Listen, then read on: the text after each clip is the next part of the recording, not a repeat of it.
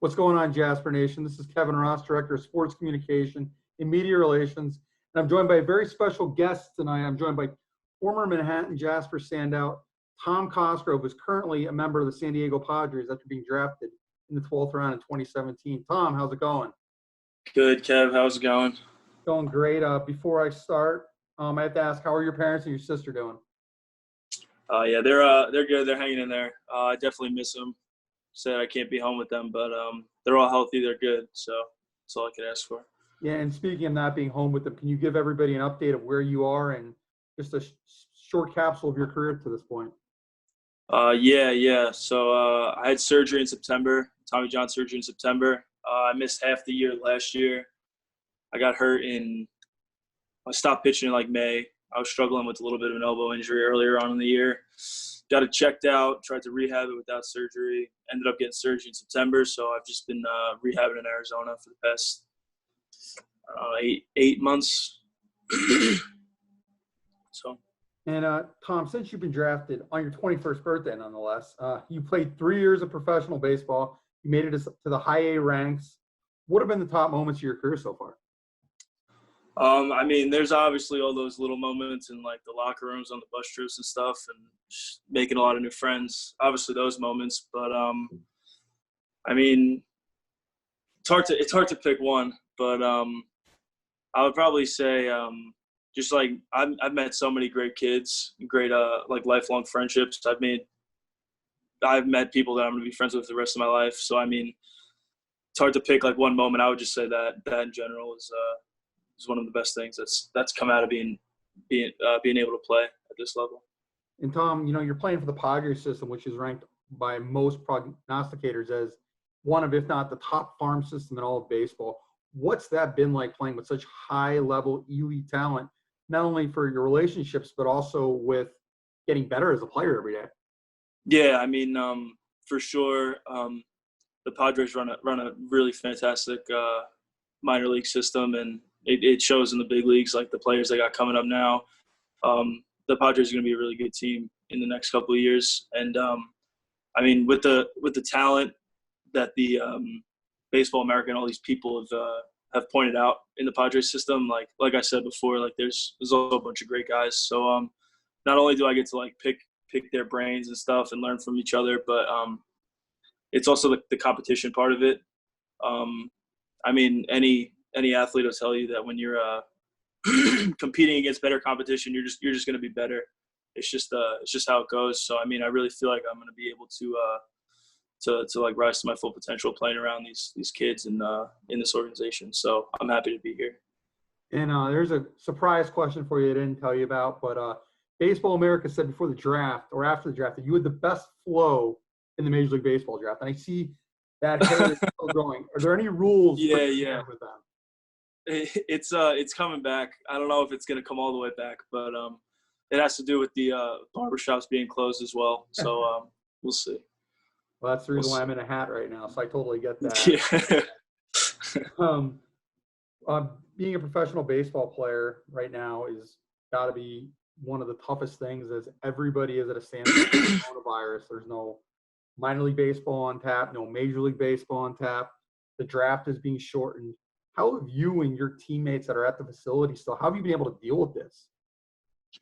Yeah, I mean, for the very few kids that are still at the facility, I mean, we're just trying to go about business as usual. Like I said, like I wasn't playing this year anyway, so I kind of had in my head that I was going to be in Arizona rehabbing, like just trying to get healthy and getting ready to pitch next season. So for me personally, it hasn't really affected my mindset too much, which it's a good thing. I'm one of the very few kids that are lucky enough to not be too affected by this, is sports speaking, baseball terms. But I mean, I know a lot of kids that are just like grinding at home, like in their garage, like mattresses, like homemade mounds. Like it's definitely tough. I mean, I can't imagine what I would be doing if I was at home right now and like having to figure out how I was going to like continue to throw and like get better. It's tough, but I mean, there's a lot of resources, and like I was saying before, like the Padres organization, like they do a great job, like players first. So they've been helping out helping out kids with like equipment, like flights, anything they need really. So I mean, it's tough for everybody, but everybody's in the same boat, so you just got to figure it out, pretty much. Tom, I was fortunate to work with you all 3 years at Manhattan College, and I really got the chance to see you come into your own from the first time at the alumni game your freshman year all the way until your junior year where you tied Cody's mark for strikeouts. How did Manhattan College and the coaching staff prepare you for not only your professional career, but for life? Yeah, I mean, Coach Duffy is like one of the greatest dudes I know. Like, not only is he a great coach, but he was really good person to be around off the field, and he'd help you with anything. He still would. I mean, we don't talk that often. We talk sometimes, but I mean, if I needed anything from him now, he'd help me hands down.